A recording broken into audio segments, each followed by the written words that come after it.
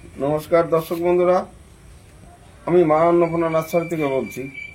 আজকে একটা নতুন আমের সঙ্গে পরিচয় করব, যা বাংলাদেশি আম, যেটা বাড়ি 13। সেই আমগুলি কি রকম আছে, কি অবস্থায় আছে দেখে নেব। তার আগে আমার কিছু আম, পাকা আম ঘরে ছিল। এই আমগুলি আগে ওজনটা দেখে নেই, কোন আমের কি ওজন। এইটা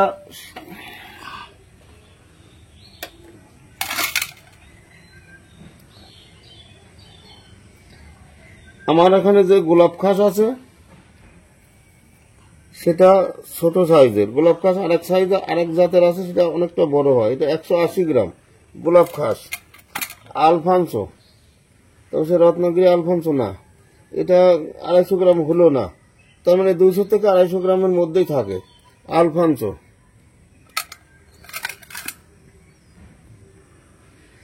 এটা 315 গ্রাম, এটা 250 থেকে 300-র মধ্যে থাকবে। এটা সেই আমাদের দেশি যে কাঁচা মিষ্টি সবচাইতে ভালো সেই আমটা এখন পাকা শুরু হয়ে গেছে। এটা কাঁচাও যেমন ভালো, আবার পাকলেও সেরকম ভালো। আর এই আমটা দেখছি 375 গ্রাম। এটা ছোট গাছের আম, আমার এই প্রথম পাকলো। এখন 400 গ্রাম হবে কিনা জানি না, তবে 375 গ্রাম আছে। এবার চলুন গাছের থেকে কিছু আম দেখে আসি। দর্শক বন্ধুরা, এই রকম কতকগুলি আম যদি আপনাদের বাড়িতে গাছ লাগানো থাকে, তাহলে পরে সিজনের প্রথম থেকেই খেতে পারবেন। এটা গোলাপ খাস আগের থেকে পাকবে, আমার কাঁচা মিষ্টিও আগের থেকে পাকবে, এই আলফানসো আগের থেকে পাকবে।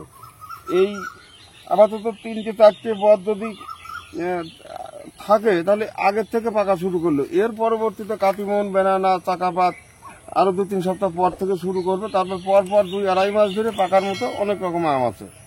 তো এই যে আমার সেই আলফানসো মাদার গাছ, এখানে আম প্রায় শেষ হয়ে চললো, এখন আর সামান্য 2-4টে আছে। আর ওই পাশে আছে আমার সেই কাঁচা মিষ্টি গাছটা, ওখানেও আর 2-4টে আম আছে, প্রায় শেষ। এইবার যে আমটা দেখছেন, এটা সেই বাড়ি 13 কিন্তু রঙিন আম হয়, একেবারে টকটকি রং হয়। আর আমি এখন পর্যন্ত খাই নেই, এবারই আমার কাছে প্রথম আম ধরলো। তবে এখন অত খাওয়ার সময় নেই, 2-1 দিনের ভিতরে আমরা আম নিজেরাও খাবো, 2-1 জনকে খাওয়াবো। কীরকম স্বাদ, টক, মিষ্টি সবটাই জানাবো। তবে আমের সাইজটা এই যে এ মনে হয় 300 থেকে হয়তো 400 গ্রামও হতে পারে। এটা একটা মাল্টিক্রাফটিং গাছে এই বাড়ি 13 করা ছিল। আর এই মাল্টিক্রাফটিং গাছেই আর একটা যে কিউজাই ছিল, সেটাই আম ছিল, কিউজাই আমটা ধরে গেছে। আর এই গাছটা এখানে মাল্টিক্রাফটিং গাছটা কি কি আছে দেখে নেওয়া যাক। বাড়ি 13, কিউজাই, ডগমাই, কাতিমন, চাকাপাত, অরুণিমা, আর একটা মনে হচ্ছে পালমার আছে। পালমার 1, 2, 3, 4, 5, 6, 7 রকম একটা মাল্টিক্রাফটিং, তার মধ্যে একটা ডালায় এই বাড়ি 13।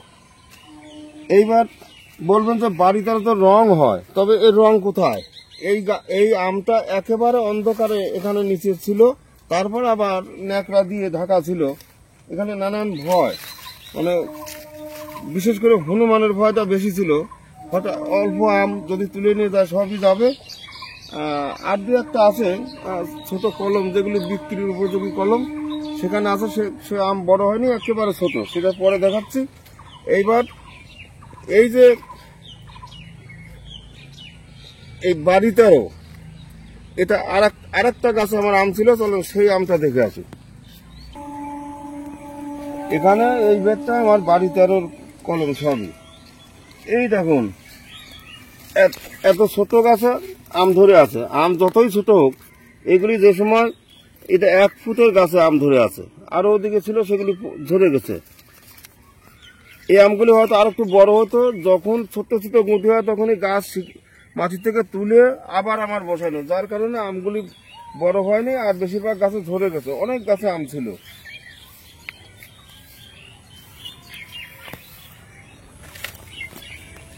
অনেকেই ফল ধরে গাছ চান, যে আমার ফল ধরা গাছ লাগবে, ফল ধরা গাছ আছে কি? ফল ধরা গাছ তো বিক্রির উপযোগী গাছ। ছোট গাছে ফল খুব রাখাও কম যায়, ঝরে যায় বেশিরভাগ। তবে আছে এই যে একটা গাছে যে বেনানা এই আম ধরে আছে।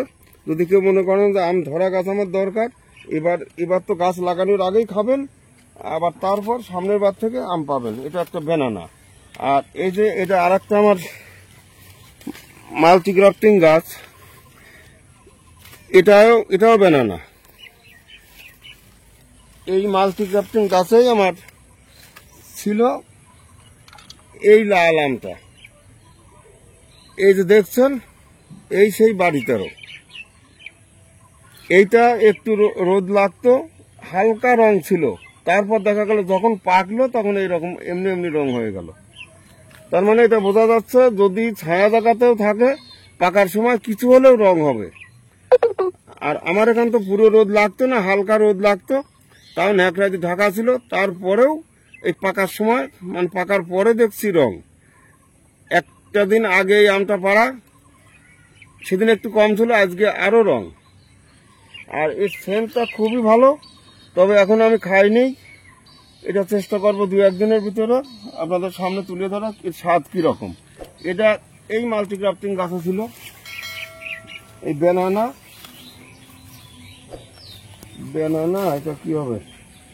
এটা হাড়ি ভাঙা বেনানা, হাড়ি ভাঙা সেই বাড়ি 13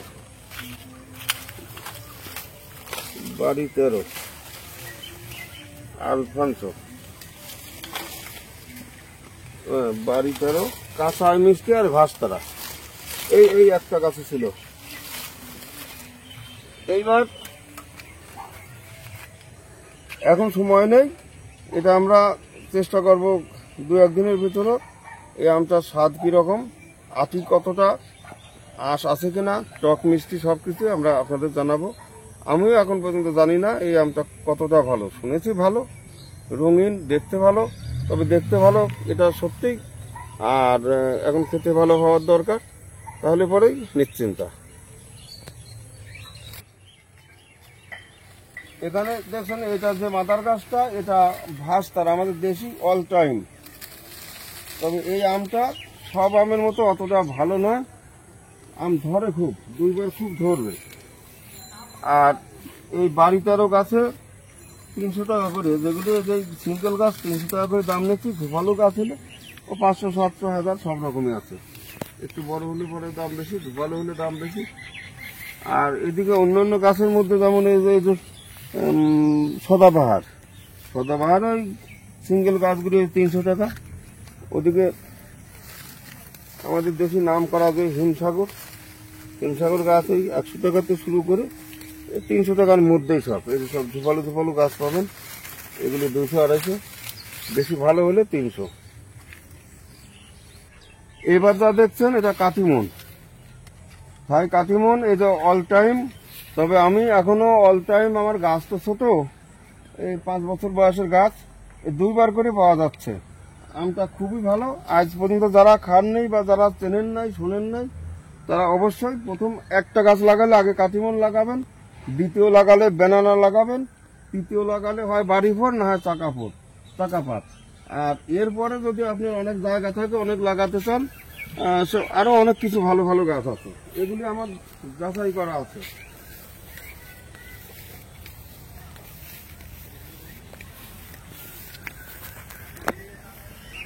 এই যে চাকাপাত ভালো একটা মিষ্টি আম, 700-800 গ্রাম ওজন হয়, পাকা এখনো 2-3 সপ্তাহ দেরি আছে। এদিকে সবুজ দেখছেন বাড়িফল, এটা খুবই ফলন, আম বেশ ভালো মিষ্টি, এটা আর কিছুদিন পরে পাকবে। মা পাশে একটা মিয়াজাকি আছে, ওটাও ভালো আম, ওটা বিশ্বের নাম করা।